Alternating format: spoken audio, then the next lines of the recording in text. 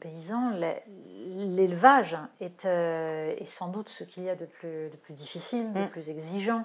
On voit à quel point c'est essentiellement dans cette filière-là qu'il y a beaucoup de souffrance aussi, qu'il y a aussi des gens qui sont endettés, qui ont du mal à s'en sortir, sans doute parce qu'ils ont été justement entraînés dans un modèle économique qui était un modèle de quantité pour compenser les faibles prix, les faibles prix d'achat de leurs produits.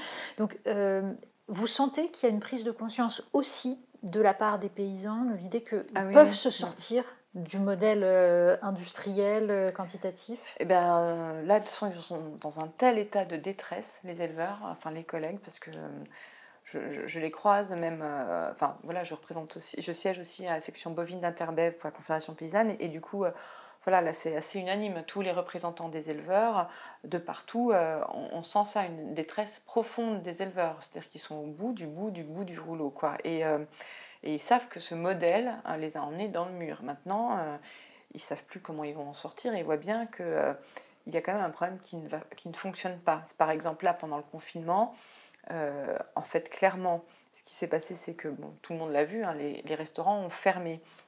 Il se trouve que dans le marché de la viande bovine, 50% de la viande bovine qui est consommée en France, elle est consommée en restauration hors domicile, que ce soit la restauration commerciale ou les cantines.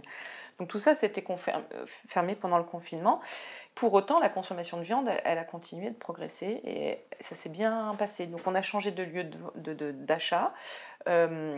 Souvent, cette viande qui est consommée hors domicile, elle est souvent d'importation. Dans 80% du volume, c'est de la viande d'importation. Donc ce qui veut dire qu'en fait, les volumes de viande consommée en France ont été tirés par le haut sur de la viande française, etc. Donc issue de certains cahiers des charges. Les consommateurs, et on a les chiffres, hein, c'est pas nous qui les avons, enfin on les a reçus à Interbev, mais c'est fait par l'Observatoire de formation des prix et des marges et voilà, le ministère.